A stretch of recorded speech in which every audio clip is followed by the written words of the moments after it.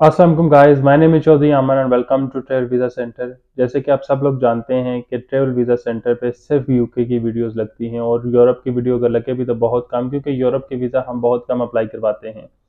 अच्छा, मैं आपको बता दूं कि यूके के वीज़ा में ज़्यादा क्यों अप्लाई करवाता हूँ कि मेरी सेकंड वीडियो है विद माय फेस। मैं फेस के साथ इसलिए वीडियो नहीं बनाता था, मैं थोड़ा सा कैमरा शाई था और मुझे पसंद भी नहीं था लोगों के सामने आके ऐसे डिस्कशन करना। बट लोगों की रिक्वेस्ट थी कि लोग मेरा चेहरा देखना चाहते थे, इस वजह से मैंने फेस के साथ वीडियो बनाना शुरू किया और ये मेरी सेकंड वीडियो है। हालांकि मेरे पास टाइम नहीं होता वीडियो बनाने का, आपको पता है मेरी कंपनी विजुअल बेस्ड है और मैं 2019 से काम कर रहा हूँ और 2019 से लेकर अभी तक मैंने हज़ारों वीज़ा लगवाए होंगे यूके के। और यूके को लेके मैं इसलिए डिस्कशन करता हूँ कि यूके मुझे मेरी फेवरेट कंट्री है और मुझे लगता है कि यूके पाकिस्तानियों को या किसी भी कंट्री का हो, उनको वीज़ा आराम से इशू कर देता है, क्योंकि यूके लिख के देता है कि मैं इस वजह से रिफ्यूज़ कर रहा हूँ। इसके अलावा कोई भी कंट्री आपको एग्जैक्ट रीज़न नहीं बताती कि वो क्यों रिफ्यूज़ कर रही है। अगर आपकी स्टेटमेंट में मसला हो, फाइनेंशियल में मसला हो, तो यूके तब भी लिख के देता है कि इस वजह से मैं रिफ्यूज़ कर रहा हूँ। अगर आपकी प्रोफाइल उनको ना पसंद आए किसी भी वजह से, अगर उसमें आपके टाइज का मसला है, आपकी फैमिली का मसला है, वो सारी चीज़ें लिख के देता है। मैं अक्सर चीज़ें जो लोगों से डिस्कस करता हूँ यूके की, जब भी मेरे पास कोई फाइल आती है तो वैसे ही होता है कि अगर उनका वीज़ा रिफ्यूज़ होना हो तो उसी बेस पे रिफ्यूज़ होता है।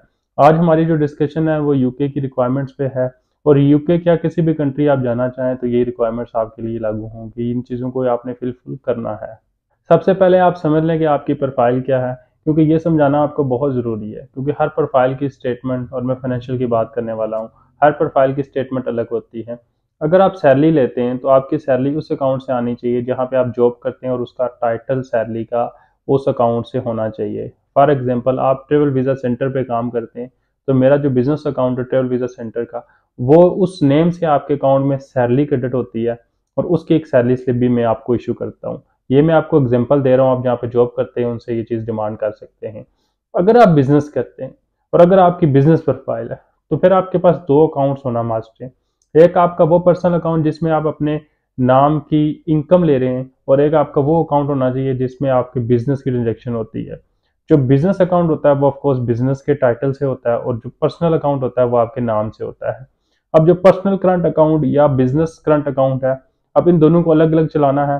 पर्सनल को क्या होगा कि आप उसमें से सिर्फ अपने डेबिट जो कि अमाउंट आपको रिक्वायर्ड है और जो एक क्रेडिट होगी आपकी अमाउंट महीने में, यानी कि आप 2 लाख रुपए सैलरी ले रहे हैं तो 2 लाख रुपए आपके अकाउंट में क्रेडिट होंगे। और अगर हम बात करें बिजनेस की तो उसमें मल्टीपल ट्रांजेक्शन हो सकती हैं।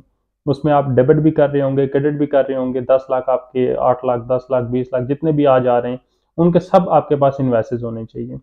अब बात करता हूँ मैं आपकी, जब आप ये चीज़ें क्लियर कर लेंगे तो ये चीज़ें उनको प्रूव कैसे करनी है कि वाकई में ये बिजनेस है। आपने इन्वेस्टेज लगानी है, साथ अटैच करनी है। इन्वेस्टेज के साथ साथ आपने एक और चीज़ बहुत ज़रूरी करनी है, अपनी टैक्स रिटर्न। अब टैक्स रिटर्न में आपने सेल्स टैक्स नहीं भरना, आपने इनकम टैक्स भरना है। आपके बिजनेस के नाम से रजिस्टर है और आप जितनी इनकम ले रहे हैं उस इनकम से आपने वो टैक्स फिल करना है। उस इनकम से कैसे आपने टैक्स फिल करना है, उस इनकम का आपने 20 लाख रुपए आपकी ईयरली इनकम बढ़ रही है तो 20 लाख रुपए का आपने टैक्स रिटर्न बनानी है और उस 20 लाख रुपए के टैक्स रिटर्न को फिल करना है और वो टैक्स रिटर्न साथ अटैच करनी है। उसके बाद जो आप इनकम अपने पर्सनल अकाउंट में ले रहे हैं उसको आप चेक के थ्रू ट्रांसफर कर रहे हैं या ऑनलाइन ट्रांसफर कर रहे हैं, उसका प्रूफ भी आपके पास होना बहुत ज़रूरी है। ये तो चीज़ होगी आपके फाइनेंशियल क्लियर हो गई। इसके बाद मैं बात कर लेता हूँ आपकी फैमिली की। आप फैमिली में आपके बच्चे हैं या आप शादीशुदा हैं, ज़्यादातर लोग जो वीज़ा अप्लाई करवाते हैं वो शादीशुदा ही होते हैं और उनके बच्चे भी होते हैं।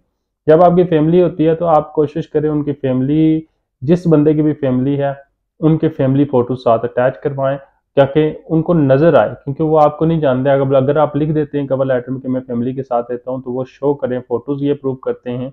इनको कॉन्क्रीट एविडेंस भी बोलते हैं, क्योंकि इन चीज़ों से हमें पता चल जाता है, या मुझे आप भेजेंगे या किसी को भी भेजेंगे उसको पता चल जाएगा कि इस बंदे की यहाँ पे फैमिली मौजूद है और उसके फोटोज़ ये चीज़ प्रूव कर देते हैं। उसके बाद अगर आपके बच्चे पढ़ते हैं तो उनके सर्टिफिकेट वगैरह, उनकी फीसिस वगैरह के सर्टिफिकेट आप शायद अटैच करें तो ये चीज़ भी एक सॉलिड प्रूफ में आ जाता है। इसके बाद अगर आपके पेरेंट्स लाइफ में और पेरेंट्स डिपेंडेंट हैं तो पेरेंट्स के, अगर आप उनको मेडिसिन के लिए लेके जाते हैं तो डॉक्टर का लेटर लाजमी अटैच करें। अच्छा, ये वो सारी चीज़ें मैं इसलिए बता रहा हूँ क्योंकि आपकी फैमिली जो है वो ये चीज़ प्रूव करती है कि आप वापस आएंगे। इसके बाद मैं बात कर लेता हूँ, आपकी प्रॉपर्टीज़ हैं तो उनकी वैल्यूएशन साथ अटैच करवाएं और प्रॉपर्टीज़ को टैक्स रिटर्न में भी मेंशन करें। अब बात मैं करता हूँ कि पर्पस ऑफ विजिट। आप यूके जा रहे हैं तो यूके की रिक्वायरमेंट में आपके पास एक सॉलिड रीज़न होनी चाहिए यूके जाने की। जब आपको आपकी ही रीजन नहीं पता कि आप यूके क्यों जा रहे हैं, तब आपको यूके या कोई भी कंट्री वीजा नहीं देगी। आप टूरिज्म लिख देते हैं, इससे पहले आप किसी कंट्री में टूरिज्म के लिए गए नहीं है, तो यूके को डाउट हो जाता है कि आप वापस नहीं आएंगे। इसलिए जब भी आप किसी भी कंट्री जाना चाहें, आप इनफैक्ट यूके जा रहे हैं या किसी और कंट्री, तो आपका पर्पज ऑफ विजिट है वो बहुत क्लियर होना चाहिए। अच्छा, पर्पज ऑफ विजिट, अगर आपको कोई फैमिली मेंबर आपको स्पॉन्सर कर रहा है, तो आप ऐसा करें कि उस फैमिली मेंबर से स्पॉन्सरशिप मंगा लें और उसमें एक वैलिड रीजन लिख दें। फॉर एग्जाम्पल, आपकी बर्थडे है, मैरिज है, या फिर कोई बंदा बीमार है, तो डॉक्टर का लेटर साथ अटैच कर सकते हैं कि उनको इसलिए मिलने जा रहा हूँ कि ये मेरा कज़न है, ये बीमार था, या ये हॉस्पिटलाइज था और ये भी अपने घर आया, तो मैं मिलने जा रहा हूँ। जब अपनी रीजंस को बहुत क्लियर रखेंगे, स्मूथ रखेंगे, तो कोई भी कंट्री आपको वीज़ा देने से नहीं रोकेगी। जब फाइनेंशियल क्लियर हो जाए तो यूके हमेशा टाइल्स पे रिफ्यूज करता है, तो जब टाइल्स भी क्लियर हो जाए तो यूके क्या कोई भी कंट्री रिफ्यूज नहीं करती।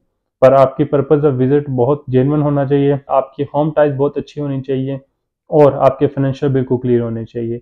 ये यूके की रिक्वायरमेंट है। अब पेपर्स की बात करें तो वही पेपर्स लगते हैं, आपकी बैंक स्टेटमेंट, टैक्स रिटर्न, आपका एफआरसी, एमआरसी, प्रॉपर्टी डॉक्यूमेंटेशन, बच्चों के बाद सर्टिफिकेट, वेब फॉर्म, और आपका यूके का स्पॉन्सरशिप लेटर। ये चीजें होती हैं, 6-7 पेपर होते हैं, और हर बंदे के इन्हीं पेपर्स पे वीजा होते हैं। किसी बंदे को भी हम ये नहीं कहते कि आपके 10 पेपर फालतू लगाए इस वजह से वीजा हुए। और हालांकि पाकिस्तानियों की ये हालत हो चुकी है पाकिस्तानी पासपोर्ट की, कि हमें इतनी बड़ी बड़ी फाइल्स साथ अटैच करनी पड़ती हैं एक छोटे से यूके के वीजा के लिए।